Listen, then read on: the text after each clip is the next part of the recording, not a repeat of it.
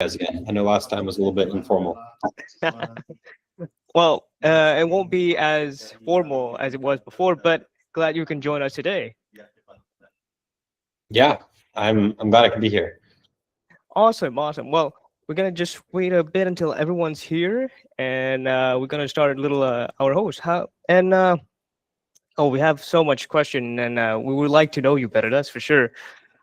And hopefully, maybe something Pajing would know. Wouldn't know, something a bit of a surprise for Pajing too. We'll see. What time is it there? It's I can't tell from the blackout curtains that you have. Not blackout curtains. It is really blackout. It's 6 p.m. on Monday.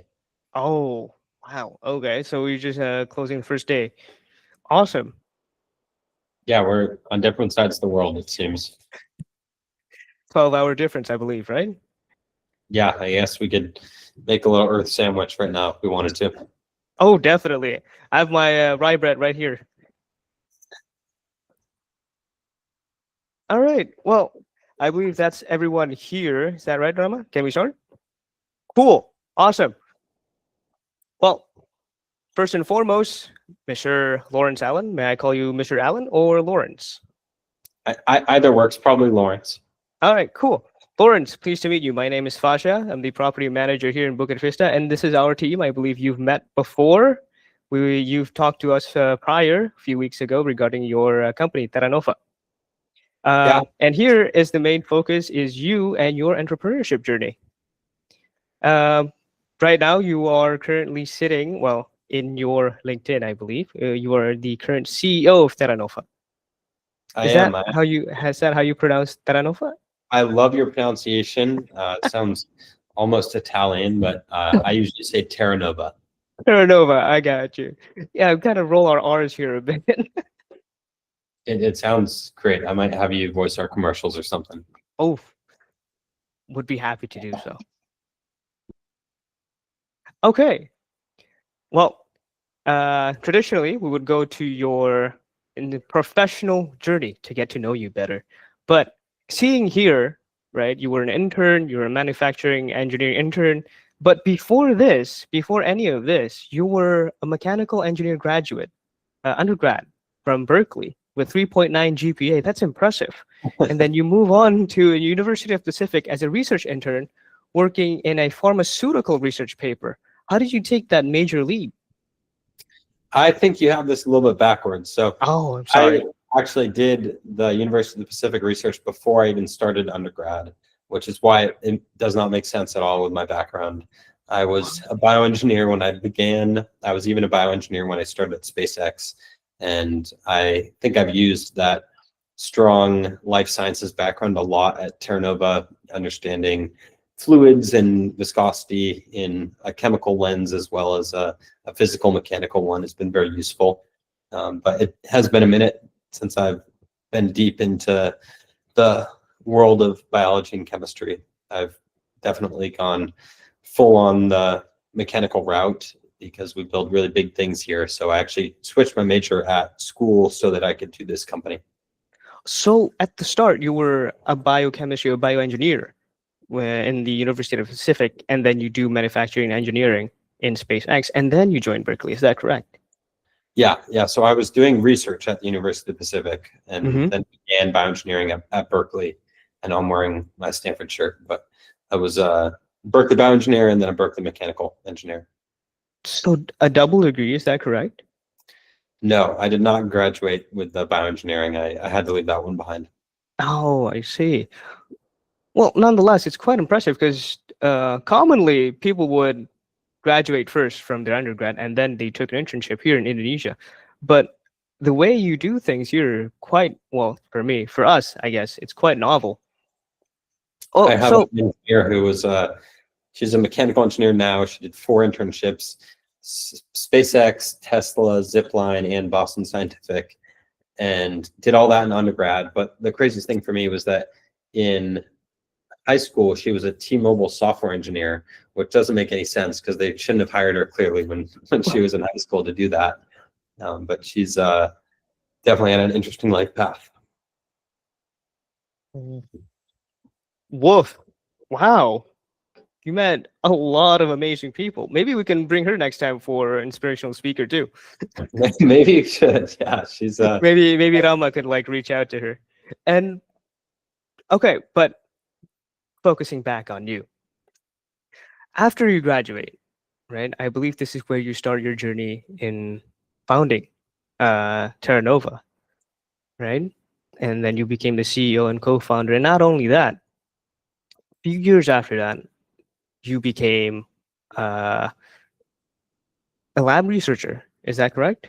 In Bakar well, Biolabs. I think Mohammed, maybe I should give my little synopsis for my background so Oh, I can walk you through the journey. I graduated high school. I had already done this research internship at the University of the Pacific, which kind of started my life sciences journey. I then started at Berkeley as a bioengineer, went to SpaceX and decided I wanted to start this company. I then switched my major to mechanical engineering, started this company way back when I was still an undergrad in 2021. I since then have done a number of other things that are not a majority use of my time. One of them is we joined this incubator through Berkeley called Baker Labs. This is something Taranova is a part of. So it's not separated from that. And I also am a venture partner and a scout at a couple funds, Fractal Capital and Regen, which are deep tech funds. One is in Australia and one's in San Francisco. But they're also kind of loosely adjacent to Taranova, as I got a term sheet from one of those funds through Taranova. Actually, both funds asked to invest, but got a lead term sheet that I did not accept, but wanted to stay close with the fund. So really, I think you having Taranova in the center is perfect because that kind of is the center of my life, and most other things revolve around it. So part of the reason I did SpaceX actually was to very quickly augment my resume so that I could justify being a founder back in college, and kind of was the same way with Stanford too. I wanted to have a Stanford email address to make fundraising a little easier for Taranova. And the second I got it, I pretty much dropped out. Oh wow. Wow, impressive amount of information. And gosh, that's I'll be quite frank with you. The first time I saw your LinkedIn, as I was doing my research on your background, I was stoked to see your research paper. I was amazed with your I would say your media in Taranofa, and also your achievement throughout all of this is very grand, I would say. You even get, I believe, a student grant for your research paper, right? I was solely focusing on the University of the Pacific, and now knowing that you did that before your undergraduate about protein folding was fun. stoked. I had a babysitter who had gotten a rare protein misfolding disease and died from it, and so I decided I wanted to be going into drug design because of that, and had briefly dedicated my life and career to that. However, I decided the Terranova solving global flooding problem was potentially grander and was worth changing my major back to mechanical, which is frankly really what I love doing. Oh, all right then. Wow, our deepest condolences for your babysitter. Thank you. All right. Well, now we're gonna move forward to our very formal and yet I hope also quite accurate questions for you, Mr. Lawrence. First question. After interning at SpaceX, what inspired you to take the entrepreneurial leap at this and start your own company? What was the turning point for you?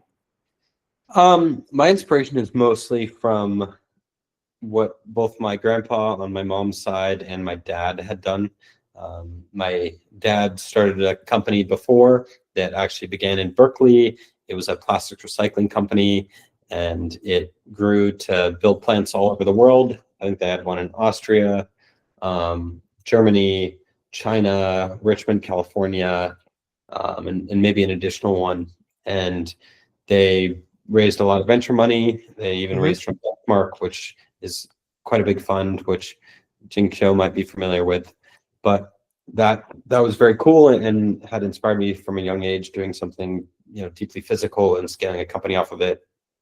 My grandpa also founded a very big company, which you guys have all Mm-hmm. heard of, but I'm not going to name drop it here. And that was a big inspiration for me, though I never got to meet him. Really made me believe in kind of the majesty of entrepreneurship. And I played him for some, it's a funny thing we do here. It's called, a wax museum. And so in school, they have kids do Mm-hmm. wax museum figures. And I was always playing my entrepreneurial grandpa. And so Oh, wow. that is the reason that I wanted to be an entrepreneur from a very young age. I thought Mm-hmm. of that as my calling. I'm not sure there was necessarily a turning point. It was really kind of always on the path. The way I would describe it is kind of getting what we call nerd sniped, a bit of a colloquial term, but nerd sniped is when you hear about a problem and it's so perfect for what you're passionate about that it forces you to go work on it and spend lots of your time. And for me, that was this concept of being able to lift land using underground injection was just so strange and novel that the minute I thought of it, I was like, I can't just wait until I graduate to start this company. I really have to start working on this now. Wow. So you came up with the idea yourself, I'm assuming, during your time in the Bakar Labs. That's where the No, that's it was where way before that. Mhm. So this was Wait. we found the idea actually before I Mhm. had worked at SpaceX. So we have our earliest patent from like 2020, which is basically when I was just starting undergrad, and then we didn't incorporate for another year and a half, and kind of really got going while I was at SpaceX, and Mhm. decided to not take the return offer primarily so that I could continue. Wow. Wow. And then, oof. Okay. All right. So not only you had this drive from a very young age, but it's not something I would say streamlined with your family line of work. It's completely new. You branch out at a new line to your family legacy. Yeah, I would say continuing entrepreneurship and deep tech entrepreneurship for sure, but the climate adaptation angle is definitely novel. Amazing. Well, I have nothing to add to that. It was just a very solid answer. And honestly, to able to execute new novel ideas, to even grasp the first idea that came up to your head and then committing to it is impressive enough. And that took courage, a lot of courage. And for me personally, that's something I have to learn for myself. A lot Wow, of us had, Father Muhammad. well, it's a lot of reflective, but it's inspiring nonetheless. Next question, if you don't mind. Given your involvement in so many different roles, as mentioned prior, and organization, how do you manage your time and responsibility effectively? What key strategies do you use to juggle multiple projects and roles successfully? Yeah, time management is pretty tricky. I wake up Mhm. with a lot more emails than I can respond to every day for sure. Yeah. I spend almost all my time on the startup, so the responsibility of the funds and frankly our involvement in Baker Labs are both pretty limited. I Mhm. will send cool deals to my general partner at one fund and the managing partner that I scout for at the other when I see them, but I don't really actively look. And so it's a pretty casual thing for me where if I happen to find a great entrepreneur and Mhm. they decide to write a term sheet, I get some money, and I can also write modest checks myself out of both of those funds without their approval, which is cool. Mhm. I, manage my time at the startup poorly. Also, I did just frankly, I'm hiring an executive assistant and a chief of staff right now to augment that, but currently I frequently am unable to juggle the responsibilities from all the different sides of the business. I think the weirdest thing about being the CEO seat is you see ops, admin, which kind of includes hiring, engineering, business development, and fundraising. It's a whole star, and it's very hard to figure out which of those is more important at any given time when you have things that are on fire in multiple categories. For example, if you have VCs that want to see something and you think they might give you $5 million if you show it to them, and that requires a lot of engineering stuff. Also have something in the business development category that would move the ball forward and probably make fundraising a lot easier. It's a little tricky to prioritize that. Similarly, if you are having hiring problems and you have, like, we have 7 roles you need to be hiring for, but you also currently have an engineering problem, you've solved the next engineering problem faster if you made those hires that day, but you solved this one faster if you worked on it that day. And so that's one of the most tricky parts about my job is how I manage that. And I find, unfortunately, I'm frequently dropping the ball on business development opportunities just because we have recognized that the hiring one is more important in the short term and really kind of the leaky hole we need to solve. I see. So eventually you have to say, funnel down the most important part, and then you fix from that, and then everything else, right? And I believe that's quite true for any business. Even after a while, the problems just circle back to that, right? I think that's an apt way to put it. Looks like Bajing has given his own opinion and says it's all important at all times because he had to face the similar problems even until now. Cool. Well, I have no follow-up questions regarding that because I believe you gave up a very rounded answers. Guess we can move on to the next one. What's the biggest lessons you've learned from balancing entrepreneurship with other commitments that you have, and how has that shaped your approach in leadership and decision making?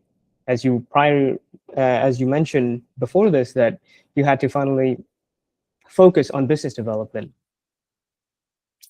Yeah, I think one of the main things that you learn in my seat is that you're responsible to lots of different people, primarily your team and your investors, and that you really do owe them the majority of your time because of their investment in you, their trust that you will guide them for your team, and their money for the investment. And so to choose anything but, the most extreme life where you are putting every waking hour that you can into the business, I think is kind of doing a disservice to those groups and also yourself, because the audacity of what you're trying to do as an entrepreneur is frequently quite a lot. And if you are not at least putting the blood, sweat, and tears in, your odds of having any kind of successful exit would be relatively low. So you also have an interesting role as an entrepreneur where your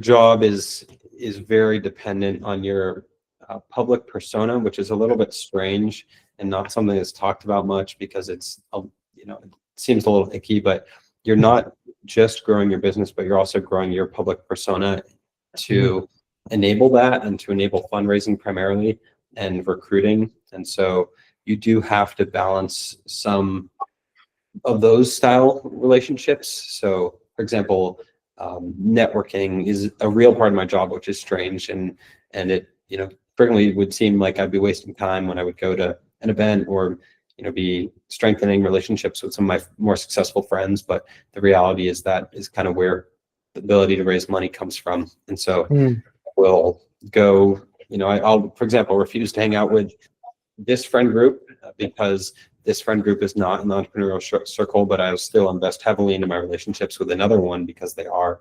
And it's kind of sad to have to draw boundaries around your life, but the reality is that the latter friend group is really a powerful part of your network, and you having a strong network is a big part of your job as an entrepreneur.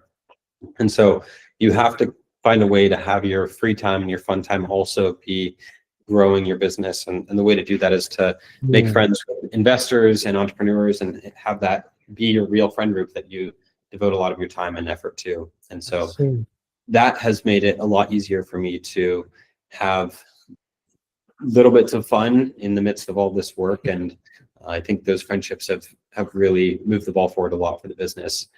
That has definitely affected my leadership and decision making as well, especially the advice that I get from them. They're all solving the same problems with their businesses, and I get to hear how they approach that. For my investor friends, I get to hear how they're approaching those specific investment categories and kind of keeping a finger on the pulse for the investment market, which matters a lot for when you choose to fundraise. You can kind of gauge market trends before they happen, and they change pretty quickly. American dynamism is really in right now, and with it, you've been able to raise lots of deep tech money for the first time in a long time, which is super cool. And so it's very important to stay up to date with that and to continue to grow from those relationships as well. There are frequently entrepreneurs that have other entrepreneurs, usually on a hired basis, but sometimes their VCs just pay for it, that are coaches for them. So they'll have pretty similar to what I get for free as something that they pay for, where they will have another entrepreneur that presumably is more successful than them, but maybe just has a certain skill set that they could use some help in, and they'll have regular meetings to learn more about how to manage themselves better or their team better. And so I'm blessed to get a large portion of that very naturally. I see. So a lot of nuances going through a lot of when you're getting more funds and managing relationships, and also, well, time management between what you want and what you need to do, especially when you want to keep your business on a steady incline, right? Yeah, and it is interesting. I spend a lot more time on the business than with family, but yet I do actually have a pretty significant amount of time that I spend with friends. And I guess my follow-up question to that is that, how do you feel going through this journey? Oh, good. I was hoping that the sentence wouldn't end there. It's fun now that we've raised money. It was pretty hard for a while when the team is very small and scrappy. So we were prototyping and broke for a really, really long time. I think longer than most companies. Deep tech is kind of special in the way that stuff just kind of takes a while. And so we were very capital efficient for a while, which is a great way to say, broke and couldn't do anything differently. But we are now in a different situation where we have a lot of money and have kind of the opposite problem where I can't hire fast enough. And the ramp up to that has been very tricky for me to handle, going from having and getting to be very picky with hires to needing to get people in the door really quickly because the health for investors is not looking as good as it was supposed to.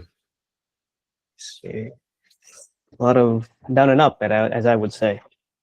Well, yeah, I wish you the best of luck, especially, trying to do something novel, especially like Taranofa here.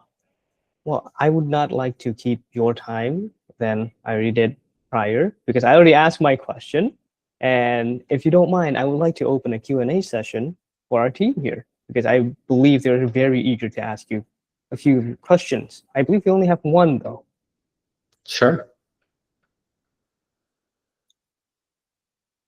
So does anybody have a question for Lawrence?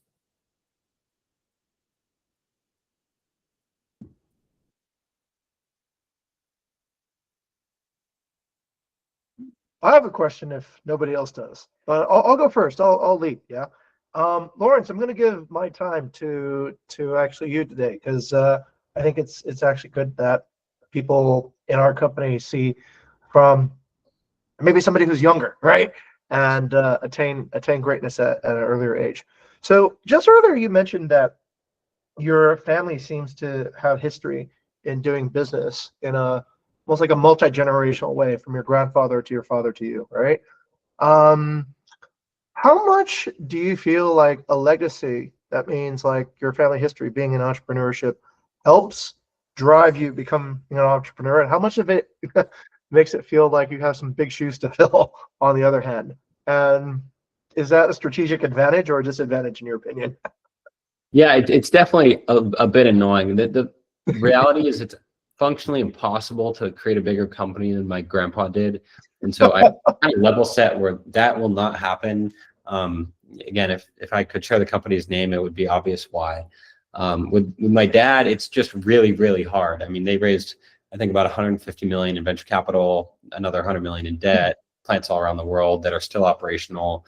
They raised a couple down rounds, but they raised up to like a Series F. And so, they went through the whole ringer and learned a lot from that. Didn't IPO, so no crazy exit or anything, but he really understands the entrepreneurial journey very intimately. And because of that, I got the lessons from a young age. I think they also pushed me to entrepreneurship because of that. And so you get the tailwind from that. I think a bunch of the weird things I was doing, like selling, hot cocoa, and the same way you sell lemonade, money doing it.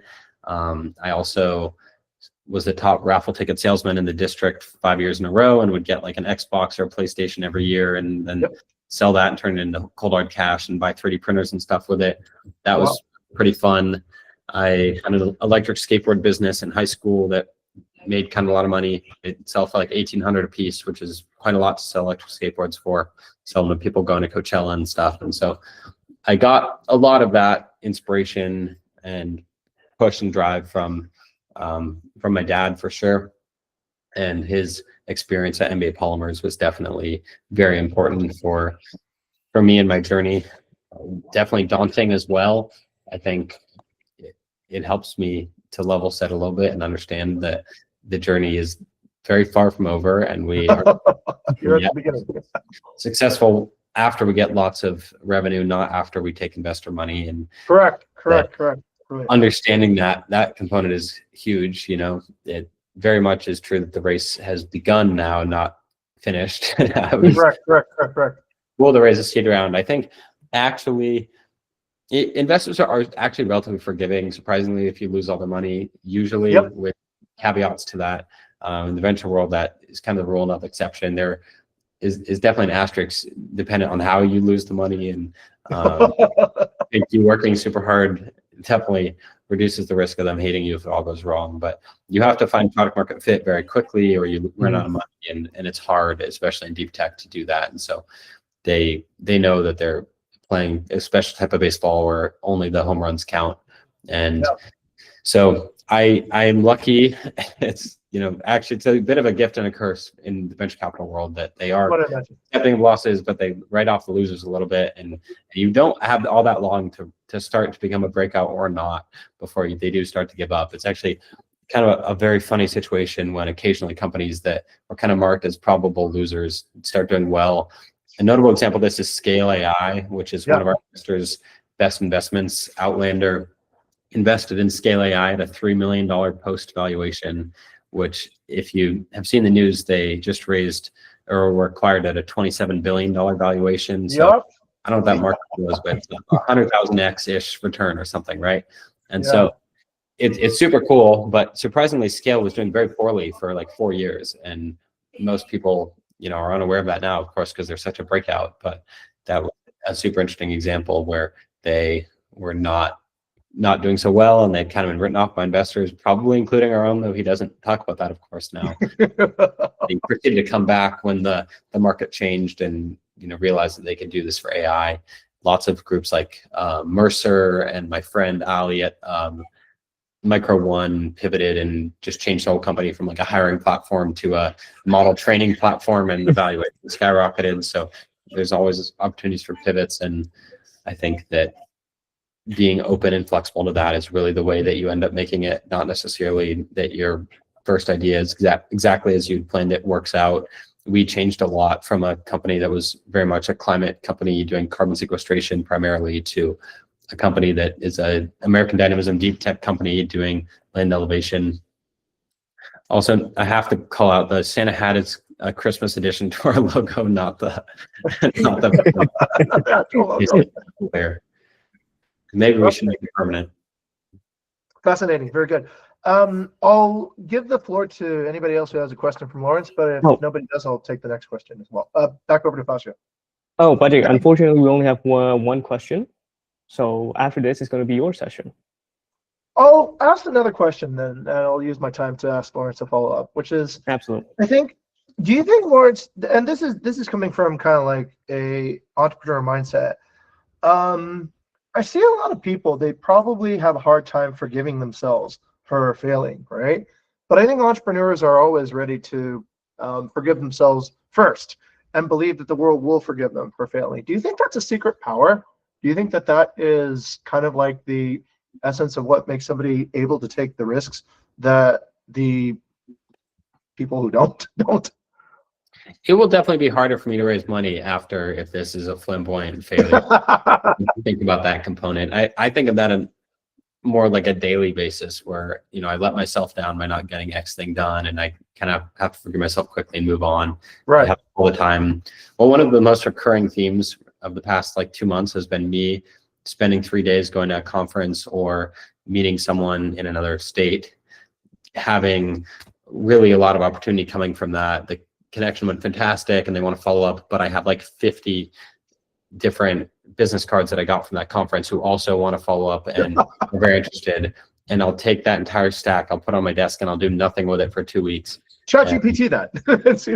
And see, there's lots of solutions. That the issue is that I come back and everything's on fire because I've been gone for 3 days, and so a lot of things to do, and it just starts. The odds of them responding are getting worse and worse, and it's kind of a unfortunate negative feedback loop. And so I have had that happen almost 3 times in a row now. I'm making after huge investments into some of these conferences in terms of my time, and strangely, the conferences and everything all went so well. It was beyond my wildest imagination. So the BD follow-up part of that being so lacking because I'm the only one at our entire company doing business development has been difficult. But I have forgiven myself mostly and try to do better. I think I am aware that it is difficult with our headcount to support that level of engineering and business development all at the same time. And so I try to do my best to move on. And I hope if this company does fail as spectacularly, I'll be similarly forgiving, though I'm not. It will be if it's, a similar failure that's on my shoulders. I think the maturity to be able to look into the worst case and deal with it with courage is actually what helps us avoid actually landing into that position. So that's inspirational. Okay, no further questions from me. Let's give it to the floor. One last question from anybody at Book of Vista.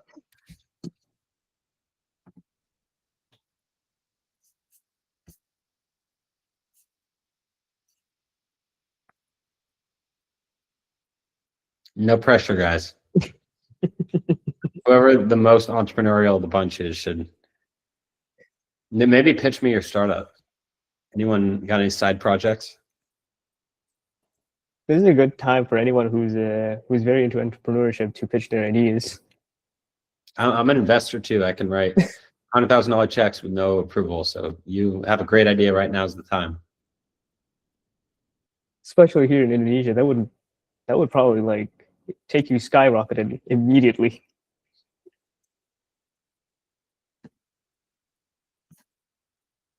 I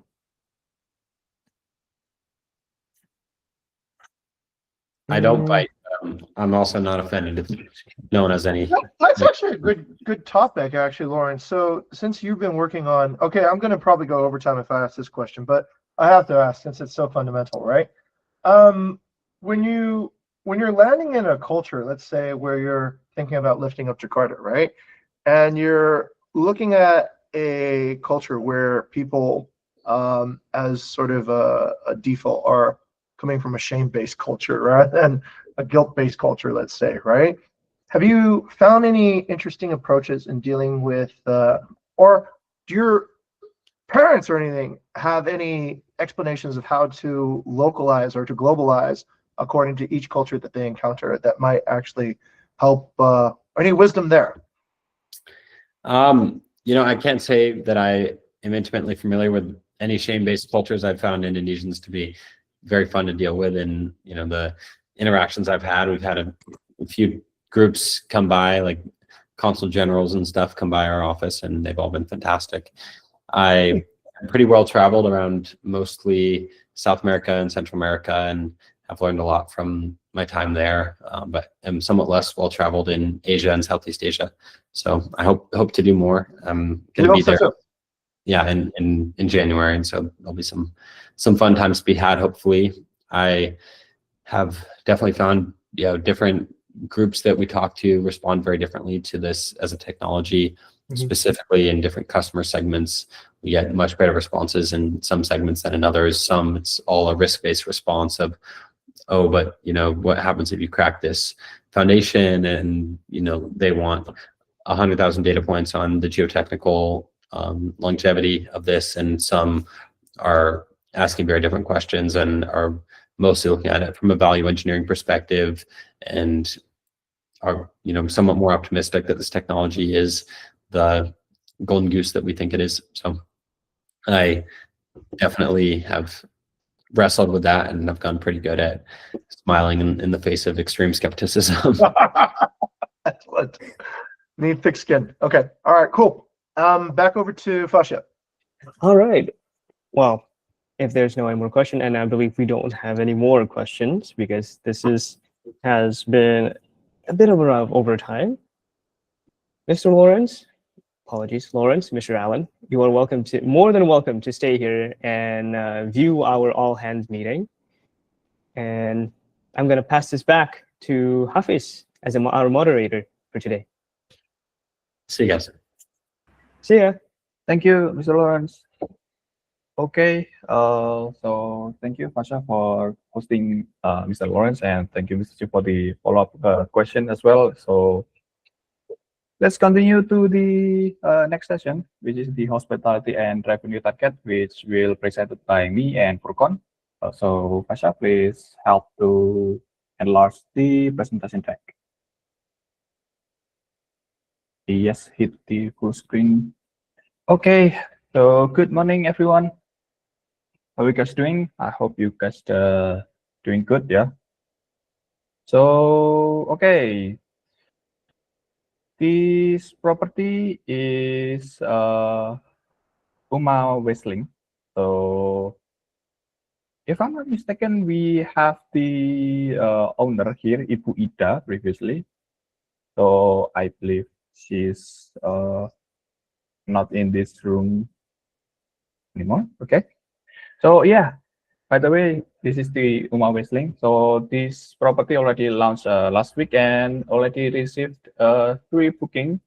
So 2 bookings with which is still staying until now, and 1 long stay booking ahead in January. So let's give these properties our best, since this is our inspired investment as well. So let's keep up the good work and maintain the quality as well. Okay, please go to the next slide, Fasha. So this is the semester 8 target for the revenue target, adjusted to $3,004,099, and hospitality target is 87% 5-star ratings for this semester. Brand target or partner stability is $170,000. Next.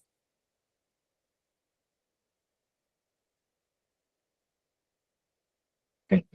For the hospitality target, for the first metric, the accuracy is unfortunately stagnant compared to the last week. Next. So this is the properties that received not 5-star reviews. For the last week, there is some properties that having consecutively received 4-star reviews. Is Amberley and Kencana Homestay. Next. And this is one of the MSMs strategized by Gani and delegated to RD to improve the accuracy. Next. For the check-in stagnant as well after having increased last week with 90.7% this week. Next. And these are the properties that are contributing in non-5-star reviews this week. That makes the metric stagnant as well. Next. For the cleanliness got an increase by 0.2% after a, if I'm not mistaken, stagnant last week by 0.2%.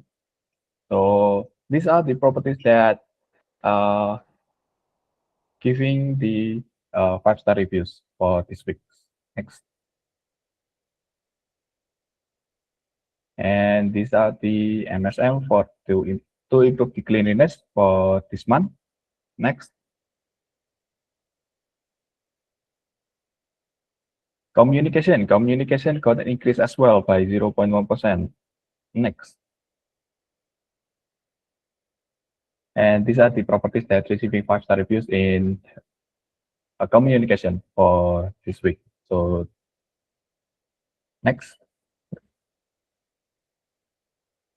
About the location got an increase as well by 0.2%. Next. And also these are the properties that contributing to the increase of these metrics for this week. Next.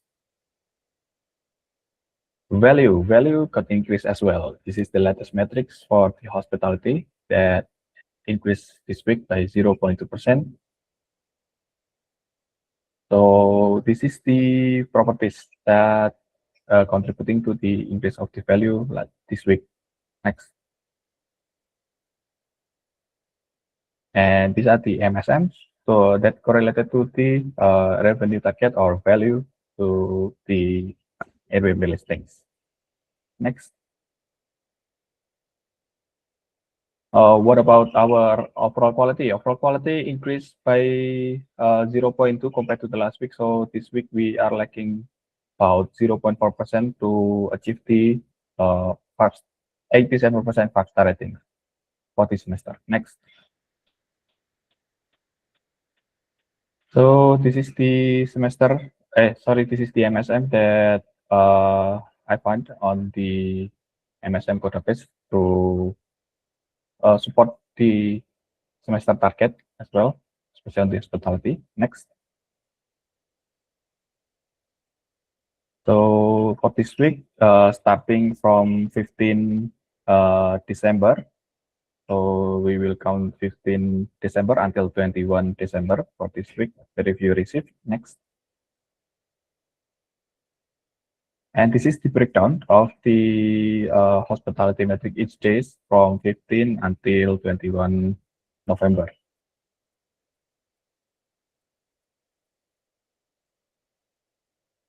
And this is the overall rating that we received this week for the 5-star reviews that helps increase the metrics by 0.2% this week. So there are many 5-star reviews that we received. There are 176 5-star reviews this week.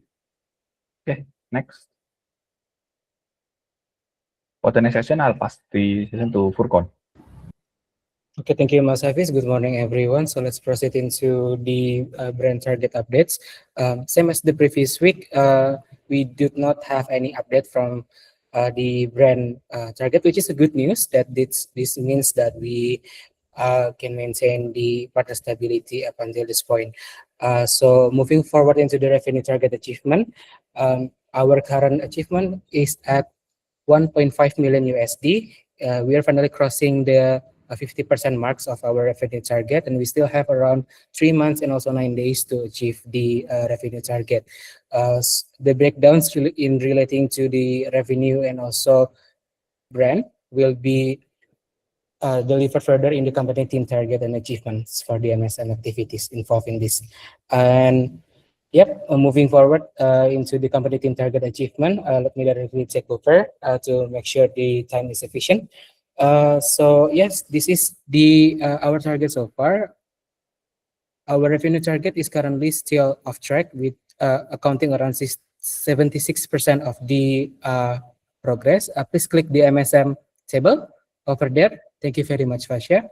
So there are 4 MSM activities that contribute into this progression so far. But 2 of them already deemed as not impactful from the collaboration from Bella, Lutfi, and also Reza. There is one still having a delayed latency from collaboration from Furkan and Hafiz, and then the last one impactful collaboration from Bella and also Lutfi. moving forward into the next one, which is the 5-star percentage target. So regarding this, there is an increase compared to last week. We are now at 169% of the progress, and there are several aspects that contributes most to the improvement, which are actually already explained by Hafiz earlier regarding the cleanliness and also location.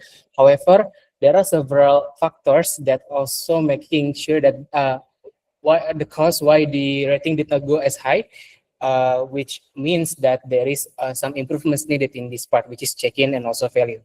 Regarding the MSM, there are 4 MSMs that could be accounted into this improvement. The first, there is no impactful MSM. Most of them are delayed in progress, which is the improvement of the HAKA policy and also captain management.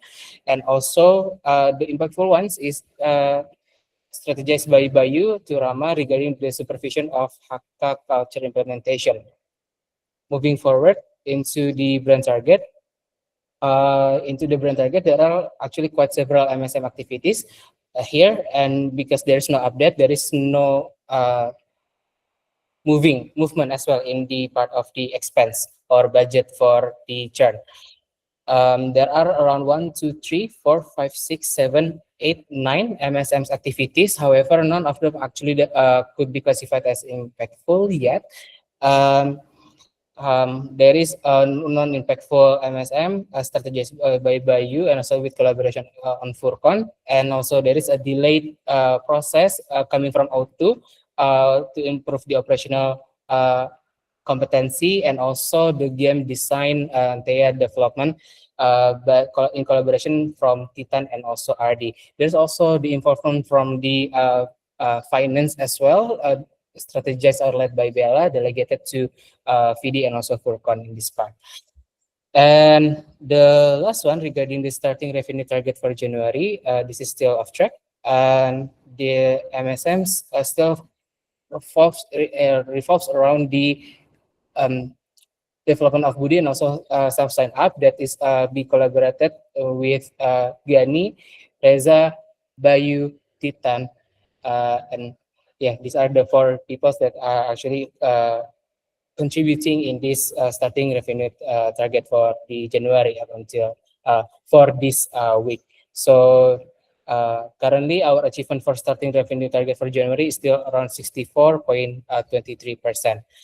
So that's the detailed breakdowns, especially for the MSMs contributing into this performance up until this point. So what are our opportunities for December?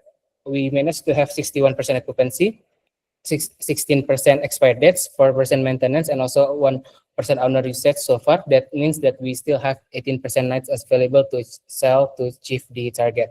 So this is the updates. Thank you very much everyone for listening, and back to Mas Hafiz.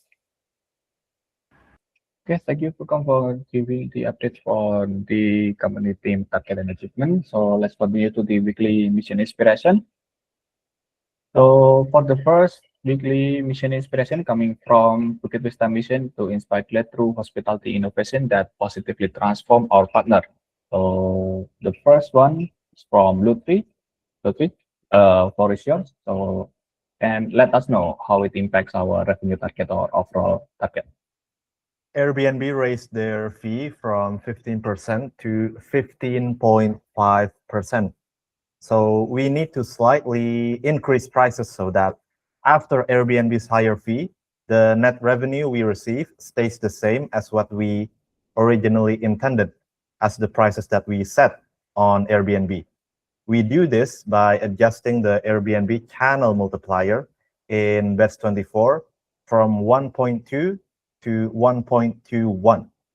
And instead of manually updating 150 plus properties one by one, we built a tool that automatically adjusted the multipliers for our properties. If prices are set without accounting for fee changes, we will systematically earn slightly less per bookings, which will negatively impact the revenue. Note, the Airbnb multipliers from now on for newly onboarded properties should be at 1.21. That is all. Thank you. Okay, thank you, Lutfi. And for the next, there is mission inspiration from Reza for Budi CRM Automation. Floor is yours, Reza. Okay, thank you, Kak Fitz. Can I do short demo, Kak? Oh, sure. Okay.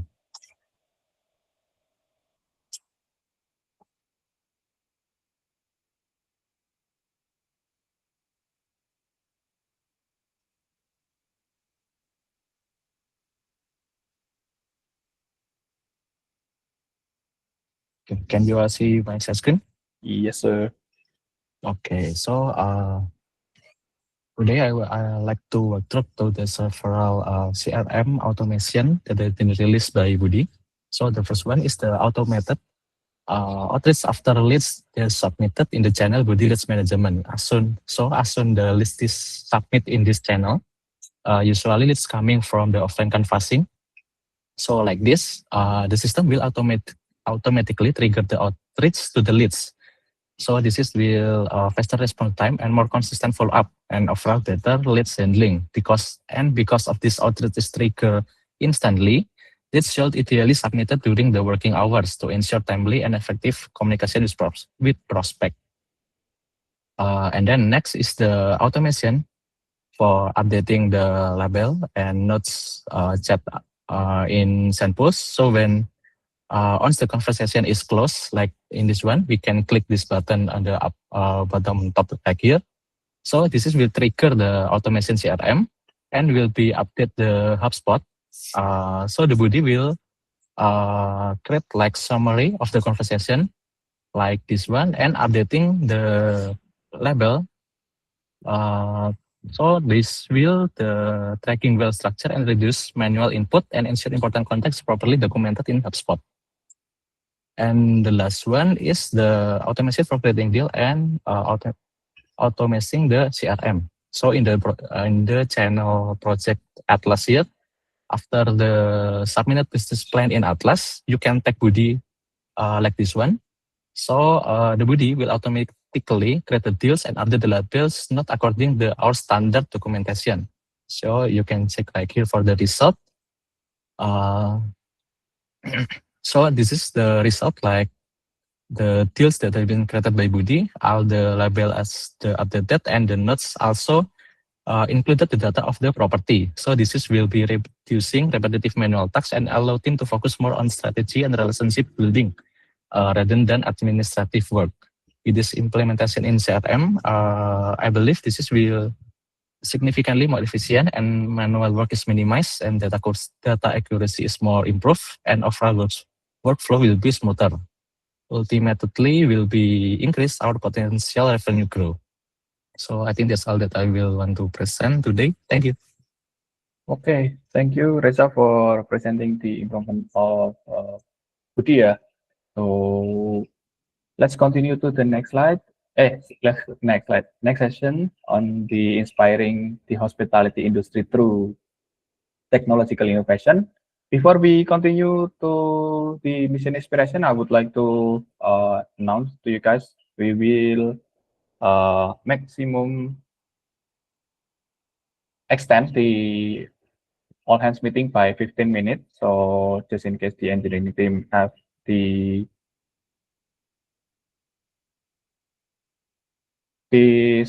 inspirational speaker, sorry, weekly inspirational mission inspirational to show to you guys. So the first one is from VT, and it has been brought a production level standard. Floor is yours. Okay, I've shared my screen. Did you guys feel any difference with Sofia and Budi since last week, or like any downtime? I hope not. Yeah. If no, then this migration completed successfully without any issue for end. We see here this is the production one right now, which is already in AWS and it's already up to production level standard because previously, although our tools on end is already is in production, it's actually not fit for production infrastructure based on infrastructure. So this is the development one, which is the previous one in Hessner. And this will allow equipment with auto scaling, separation between server and database, and improved method used when we need to upgrade an version. So we're already far ahead compared to the previous one. This underlying structure will allow us to support our PAUM and also AUM, just like the one that is presented just now. Like Budi Sofia lives in NFN, so if NFN is happy, then Budi and Sofia will also be happy. Basically, that's the improvement that we've done. Thank you. Okay, thank you, Viti, for presenting the weekly mission inspiration. So the second weekly mission inspiration from the engineer is coming from Wendy. Wendy, floor is yours. Okay, thank you. I'll share my screen for a quick demo. Okay. Wait a second. Is it visible? My share screen. I'm sharing the bigger. Yes. Okay, so there's a new feature. Not exactly new feature, but there's a enhancement in this feature, and we're getting back online on this feature, which is the Weave extension market. You might not notice it before, but this actually exists for a long time, I think. So the extension market actually exists in the bottom of the sidebar here, and you can click on it, and you will direct it to the page like this. We also redesigned the page. Thank you to Reza for redesigning it. And then we added some extensions like to get historical data. There are 5 new extensions for revenue expense, meeting note task, conversation between different partner, newsletter, and the last one is property review. So for the demo, I will try the property review. And here you will find some field that to be filled. For example, there is a property ID, start date and end date. I will try to use just the default one. And there is a button called run and download. So it's actually running the backend, and then after the success, it will download the file. The file will be in CSV format. So let's try this, we run it. And then after the process done, it will automatically download the file, and then just rename the file to TXT. I will rename it quickly. And then you can open the notebook LM if you want to, and then just drop the TXT file that you have downloaded before. So this TXT file will consist certain reviews that touch from between the start and the end date of the policy. So since we're using the testing one, it will be the tested data, but let's take the big picture from this testing. Still uploading, takes a little while, so should be like this. Oh, I forgot to share this screen. Okay, if you open the notebook LM, I don't know if it takes a long time to upload a single file in notebook LM.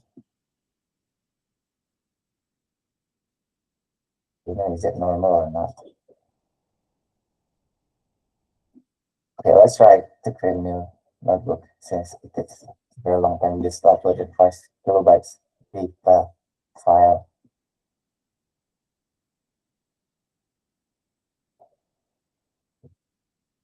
Come on.